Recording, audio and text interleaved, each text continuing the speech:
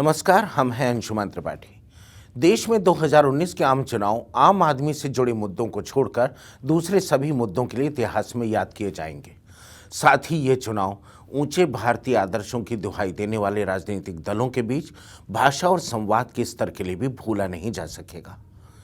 केंद्र के राज सिंहासन पर विजय के लिए विकास के बजाय रक्षा सौदे के राफेल से बीजेपी पर कांग्रेस ने जबरदस्त हमला बोला है, तो बीजेपी भी वीआईपी हेलीकॉप्टर स्कैम पर सवार होकर कांग्रेस पर सियासी गोलियां बरसा रही है। और चुनाव के 5वें चरण से पहले प्रधानमंत्री मोदी ने सियासी बोफोर से स्वर्गीय राजीव गांधी पर भ्रष्टाचार के आरोपों की गोलीबारी से उन्हें दोबारा शहीद बना दिया। आइए नजर डालते हैं 2019 के आम चुनाव में रक्षा सौदों की सियासत पर।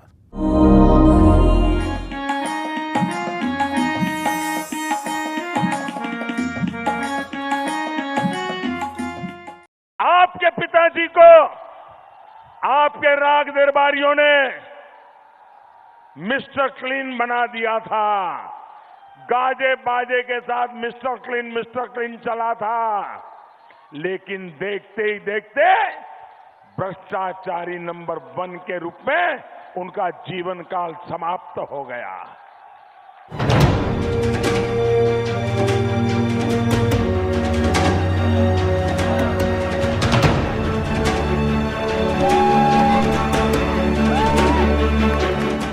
आलोचकों का मानना है कि कोई भी प्रधानमंत्री इस स्तर की भाषा का इस्तेमाल किसी दिवंगत व्यक्ति के लिए इस्तेमाल कर ही नहीं सकता।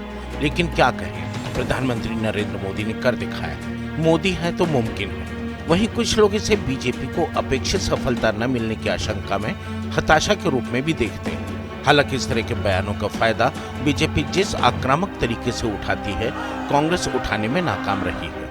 कहा यह जाता है कि गांधी परिवार अपने परिवारजनों की शहादत का राजनीतिक इस्तेमाल नहीं करती, लेकिन सियासत और मोहब्बत में सब कुछ जायज है। बहरहाल राहुल गांधी ने ट्वीट कर प्रधानमंत्री पर हमला बोला और कहा कि मेरे पिता को राजनीति में घसीटकर आप बच नहीं सकते। वहीं प्रियंका गांधी ने भी ट्वीट कर पलटवार किया और कहा कि प्रधानमंत्री ने बेलगाम सनक में एक नेक और पाक इंसान की शहादत का निरादर किया।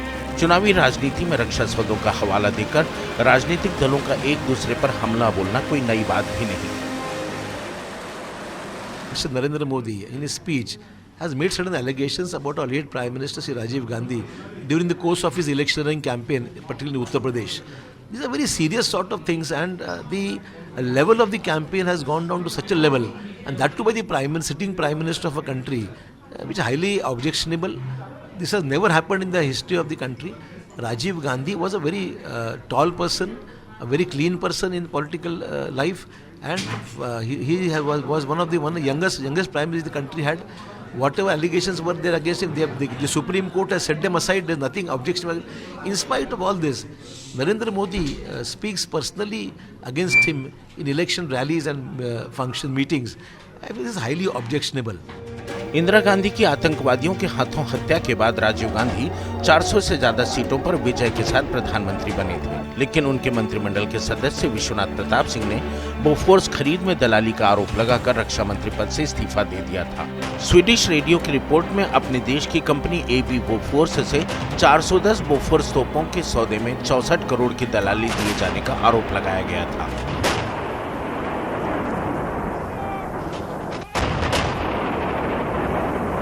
वीपी सिंह के इस मुद्दे को उठाने से रातों रात मिस्टर क्लीन कहलाने वाले राजीव गांधी की छवि भ्रष्टाचार की स्याही से दागदार हो गई।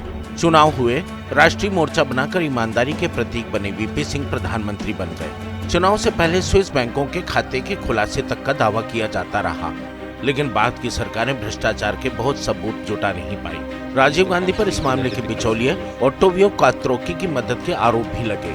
इस मामले की सीबीआई जांच शुरू हुई। बाद में मंडल आयोग की सिफारिश के मुद्दे को लेकर वीपी सिंह सरकार गिर गई। 1991 में राजीव की हत्या के बाद उनका नाम आरोपियों की सूची से हटा दिया गया। 2013 में कात्रोकी की मौत भी हो गई। राजीव गांधी का नाम हटने के बावजूद बरसों से बोफोर्स को गांधी परिवार के खिलाफ ब्रह्मास्त्र के रूप में इस्तेमाल किया जाता रहा है। हालांकि बोफोर्स को आज भी थल सेना के लिए सबसे बेहतरीन हॉवित्जर तोप माना जाता है। 1999 में करगिल की जंग में घुसपैठियों को रोकने में बोफोर्स की भूमिका को खूब सराहा गया था।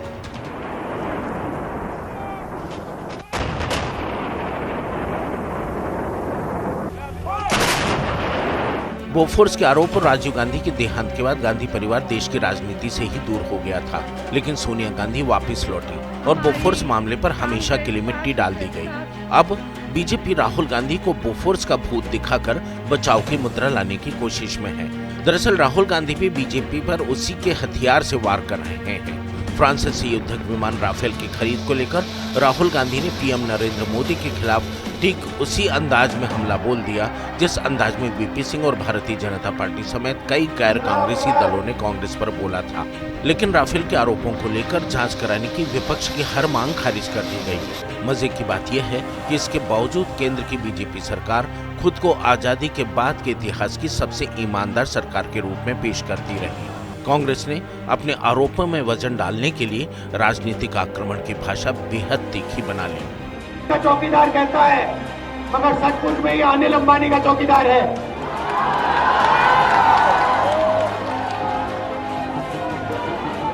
जाहिर है पीएम मोदी की भाषा में भी वही तलखी आना स्वाभाविक था, लेकिन किसी मृत व्यक्ति का जिक्र कर हमला बोलना बिल्कुल उसी तरह लग रहा था जैसे किसी को चोर बोलने पर उसे तू चोर तेरा बाप चोर का जवाब मिले। मामला मीडिया में भी उठाया गया। सुप्रीम कोर्ट ने मीडिया रिपोर्ट के तथ्यों को अदालत में पेश करने लायक माना, जिसके बाद मोदी सरकार खुद बचाव की मुद्रा में है। The three judges have given a unanimous judgment in which they have rejected the government's argument that firstly that these documents cannot be considered because, as the Attorney General said, they are stolen documents. That the Chief Justice said that by a separate order we will fix a date for hearing the review petitions and they will be heard on merits. If they had accepted the government's arguments, the review could not be considered. Now it will be considered on merits, and the Chief Justice has very kindly said that he will set a date. And in the last order they had said that they will hear it in open court. So we are very confident that we will get a good opportunity to put forward. BJP ने VVIP chopper खरीद के मामले में कांग्रेस की पूर्व अध्यक्ष सोनिया गांधी पर भी उंगली उठाई है। पीएम मोदी बार बार कह रहे हैं कि क्रिश्चियन मिशेल अपने राजनीतिक आकाओं के राज खोल रहा है, लेकिन अभी तक इस बात के ठोस प्रमाण नहीं मिले। बीजेपी सरकार ने राहुल गांधी को ही चोर साबित करने के लिए एक नया मोर्चा खोला है। आरोप लगाया गया है कि राहुल गांधी की हिस्सेदारी वाली एक ब्रिटिश कंपनी बैकऑप्स के एक निदेशक यूल्रिक मैकनाइट को यूपीए सरकार के कार्यकाल के दौरान माली फायदा दिलाया गया था। हालांकि ये रिश्तेदारी दूर की निकाली गई है। 2009 में राहुल गांधी की कंपनी से इस्तीफा देने के बाद मैकनाइट का एक फ्रांसीसी कंपनी के साथ ऑफसेट एग्रीमेंट हुआ था। इस फ्रांसीसी कंपनी को भारतीय नौसेना की पनडुब्बियों के उत्पादन का ठेका मिला था, लेकिन सियासत तो सियासत है। बीजेपी ने राहुल पर जमकर हमला बोला है। बैक ऑफ पीछे से करने वाला ऑपरेशन, और 2002 और 2003 में बैकऑप के नाम से कंपनी करते हो, आप उसके मुख्य पार्टनर हो, आपका पार्टनर है यूल्रिक मैकनाइट, और 2009 में आप बाहर पड़ते हो, तब यहां सबमरीन का डील फाइनल हो रहा है। एक फ्रेंच कंपनी को भारत सरकार ने ये दिया कॉन्ट्रैक्ट सबमरीन बनाने का। उन्होंने फ्लैश फोर्स को एंगेज किया। फ्लैश फोर्स एक ऑप्टिकल आर्मर करके नई कंपनी को कब्जे में लेती है, और मैकलाइट जहां जहां देखो मैकलाइट पहुंचता ही है। आरोपों में कितनी सच्चाई है तो जांच के बाद पता चलेगा, लेकिन माना यह जा रहा है कि बीजेपी ने इसका फायदा उठाने में बहुत देर कर दी। खुद बीजेपी और राष्ट्रीय स्वयंसेवक संघ का एक धड़ा मान रहा है कि कांग्रेस के भ्रष्टाचार के मामलों की जांच मोदी सरकार के बनने के तुरंत बाद से ही शुरू हो जानी चाहिए थी। लेकिन अब ऐन चुनाव के वक्त पीएम मोदी बारंबार कांग्रेस के रक्षा सौदों को लेकर भ्रष्टाचार की बात उठाते हैं, तो हर किसी के जहन में यही सवाल खड़ा होता है। बहरहाल बीजेपी का ये मानना है कि भले ही इन आरोपों में दम हो या न हो, लेकिन कहीं न कहीं ये उनके राष्ट्रवाद के मुद्दे को मजबूती तो प्रदान करता है।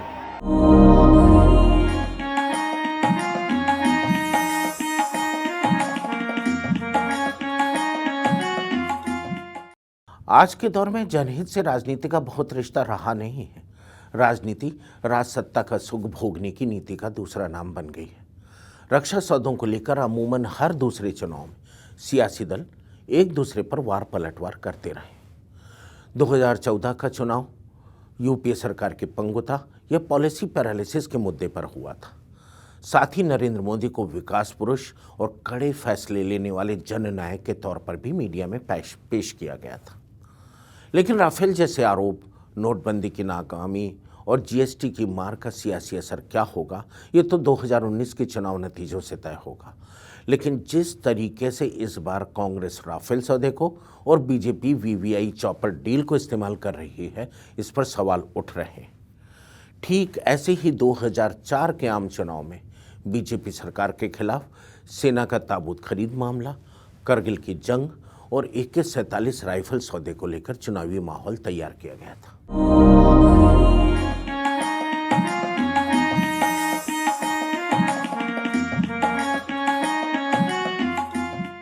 साथियों, इन लोगों ने दलालों और बिचौलियों का ऐसा नेटवर्क खड़ा कर रखा है, ऐसा खड़ा करके रखा था कि देश की रक्षा से जुड़े सामान में सबसे अधिक भ्रष्टाचार हुआ।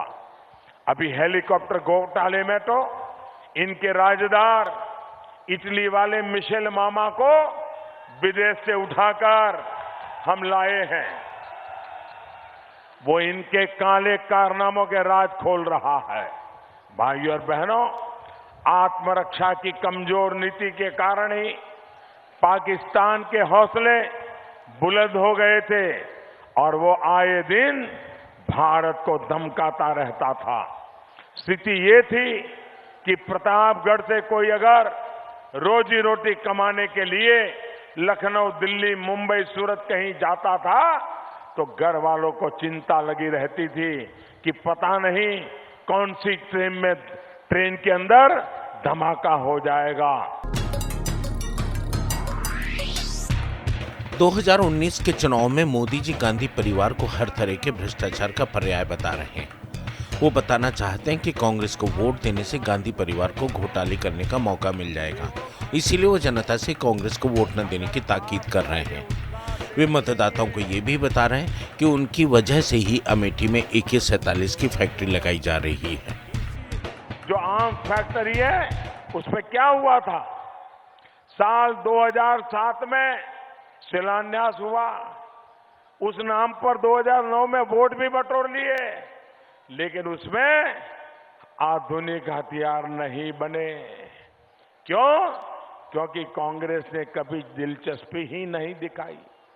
अब हमारी सरकार रूस के साथ समझौता करके उसी फैक्ट्री में आज की दुनिया की सबसे आधुनिक राइफल, हमने AK-47 सुना है ना, AK-47 सुना है ना, अब अमेठी में AK-203 बनेगी, AK-203।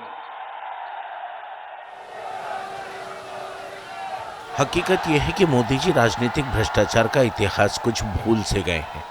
खबरों के मुताबिक यही AK-47 राइफल थी जो 2004 में बीजेपी के सरकार के पतन के कारणों में से एक थी। इंडिया शाइनिंग के व्यापक प्रचार के बावजूद बीजेपी कामयाब न हो सकी। तब कांग्रेस ने गृह मंत्रालय पर घटिया क्वालिटी की AK-47 राइफल खरीदने का आरोप लगाया था। तब लालकृष्ण आडवाणी गृह मंत्री थे। कांग्रेस ने इस मामले का लगातार महीने भर तक हर दिन नए एपिसोड की तरह पर्दाफाश किया था।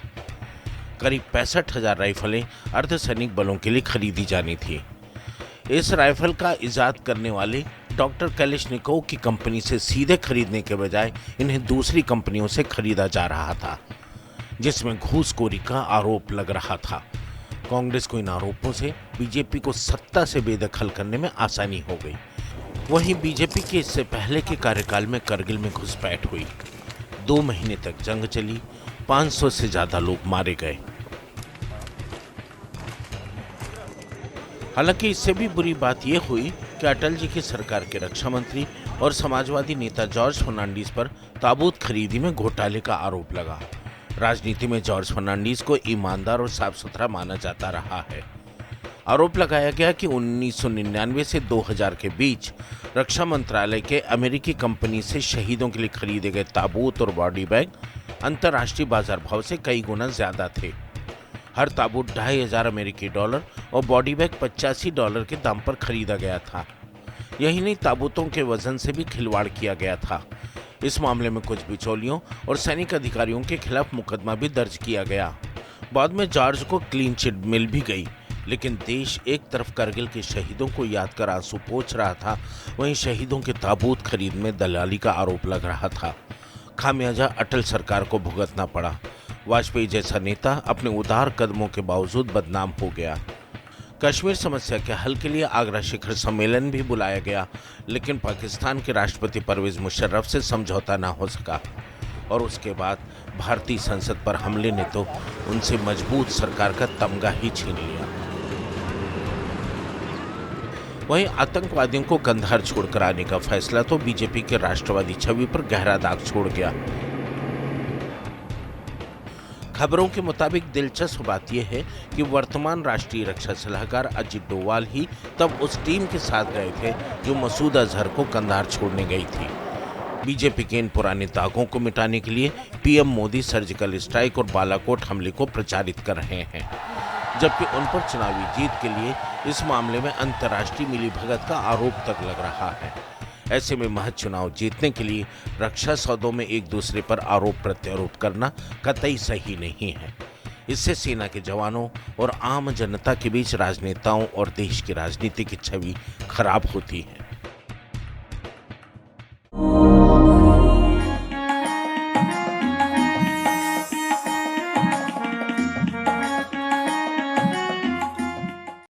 दरअसल रक्षा सौदों में घोटाले के बहाने राजनीतिक दल खुद को एक दूसरे से ज्यादा ईमानदार और देशभक्त साबित करने में तुले हुए हैं। सच्चाई यह है कि इस मामले में हुए घोटालों को साबित करना आसान भी नहीं है।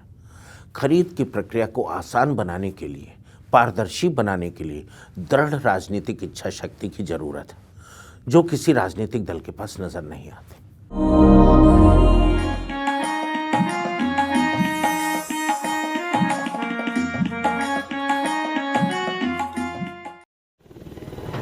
रक्षा सामग्री खरीद को पारदर्शी बनाना आसान काम नहीं। आज तक ना तो बोफोर्स के मामले में ही पता चल पाया कि पैसा कहां, कैसे, किसके पास पहुंचा, न ही किसी अन्य मामले में, बल्कि अब तो इलेक्टोरल बॉन्ड्स ने इस तरह की घूसखोरी का रास्ता और आसान कर दिया है। इलेक्टोरल बॉन्ड से किसी भी बैंक से उसका कोई भी खाताधारी जिसके खाते में ना के बराबर जमा पैसा हो, अपने काले धन से राजनीतिक दलों के लिए बॉन्ड खरीद सकता है।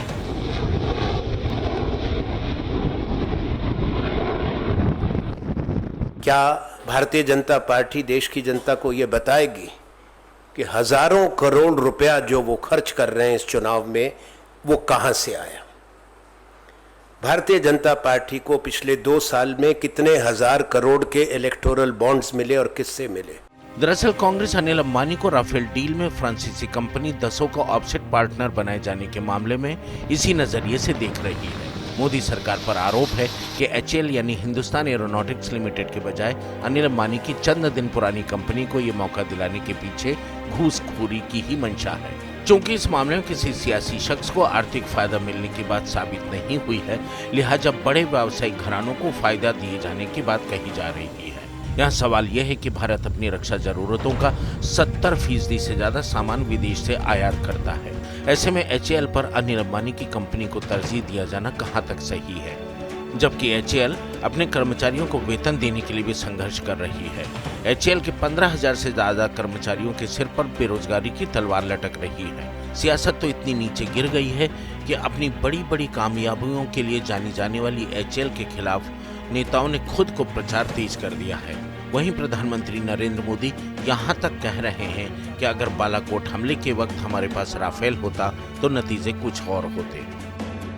अगर हमारे पास आज राफेल होता तो शायद इससे भी नतीजा कुछ और होता। राफेल की कमी आज देश ने महसूस की है। प्रधानमंत्री भूल जाते हैं कि भारत ने बालाकोट में सिर्फ और सिर्फ आतंकी कैंप पर असैनिक कार्रवाई की थी। कभी भी सैनिक कार्रवाई युद्धोन्माद के माहौल को देखकर नहीं की जाती। सेना अपना मैदान और वक्त खुद चुनती है। प्रधानमंत्री इंदिरा गांधी के कहने पर जनरल मानेकशॉ तैयार नहीं हुए थे। पूरी तैयारी के बाद 1971 की जंग लड़ी गई थी। बालाकोट हमले का मकसद पाकिस्तान से जंग कतई नहीं था। में बैठे लोगों को तरह तरह के डरावने सपने आते हैं। आज धमकी देने वाले दुबक गए हैं। दरअसल रक्षा सौदों को सही ठहराने के लिए की जा रही सियासत रोकना इसलिए भी मुश्किल है क्योंकि इनमें बिचौलियों की भूमिका किसी न किसी रूप में हमेशा बनी रहती है। सेना के कई रिटायर्ड अफसर भी किसी न किसी आर्म्स डीलर के साथ मिलकर काम कर रहे होते हैं। इसलिए कहा तो ये जाता है कि सेना के कई रिटायर्ड अधिकारी किसी न किसी राजनीतिक दल से जुड़ जाते हैं या टीवी चैनल पर उनको अपना समर्थन देते दिखाई पड़ते हैं। रक्षा मंत्रालय में भी सेना की जरूरत और हथियारों की क्षमता को लेकर जमकर लॉबिंग होती है। वीवीआईपी चॉपर के मामले में तो आरोप है कि फिन मैकेनिका कंपनी को फायदा पहुंचाने के लिए हेलीकॉप्टर के उड़ने की ऊंचाई तक कम कर दी गई थी। हालांकि दलाली के आरोप का पता लगते ही सौदा कैंसिल भी कर दिया गया था। लेकिन आज अगर प्रधानमंत्री नरेंद्र मोदी ये कह रहे हैं कि रक्षा सौदों में दलाली खाने के चक्कर में राफेल खरीद में विलंब हुआ है तो ये पूरी सच्चाई नहीं होगी। खुद पूर्व सेनाध्यक्ष और केंद्रीय मंत्री वीके सिंह ने एक खुलासा कर सबको हैरान कर दिया था कि बिचौलियों ने उन्हें भी अपने जाल में फांसने के लिए करोड़ों की घूस का बड़ा प्रस्ताव दिया था। आर्म्स लॉबी घी शक्कर खाने वाले हैं, वो घी शक्कर कैसे छोड़ देंगे? तो कहीं ना कहीं उनका प्रभाव रहेगा। और आर्म्स लॉबीज की एक खास बात होती है कि वो सोचते हैं कि क्योंकि आप उनके कब्जे में नहीं आए हैं तो इसलिए कुछ ना कुछ आपको तंग करने के लिए वो सोचते रहेंगे। इसलिए बिचौलों की घुसपैठ को रोकने के लिए कई स्तरों पर जांच जरूरी होती है। कांग्रेस सरकार के रक्षा मंत्री ए.के. एंटनी पर यही आरोप लगता है कि उनके कार्यकाल में कोई रक्षा सौदा हो ही नहीं पाया। यूपीए सरकार ने बिचौलियों को बीच से हटाने के लिए नियम बनाने की कोशिश की। इसके लिए सौदे की कुछ शर्तें डाली गईं, जिनमें भ्रष्टाचार का आरोप लगने पर डील रद्द करना भी शामिल है। वहीं मोदी सरकार का मानना है कि मिडिलमैन हटाना संभव ही नहीं, लिहाजा इन बिचौलियों को रजिस्टर करने की योजना बनाई गई। लेकिन बिचौलियों ने इसमें कतई दिलचस्पी नहीं दिखाई। ऐसे में मोदी सरकार ने एक अहम कदम उठाते हुए रक्षा क्षेत्र को मेक इन इंडिया से जोड़ा, जिसके तहत निजी क्षेत्र को भी रक्षा सामग्री और उपकरण बनाने का मौका देने का प्रावधान किया गया। लेकिन सरकार के पहले ही कौर में मक्खी आ गई। फ्रांस के पूर्व राष्ट्रपति ओलांद के बयान से इस मेक इन इंडिया के पीछे छिपी मंशा पर ही सवाल खड़े होने लगे। ओलांद ने कहा था कि भारत सरकार ने ही दसों के ऑफसेट पार्टनर के लिए रिलायंस का नाम सुझाया था। इसके अलावा उनके पास कोई विकल्प नहीं था।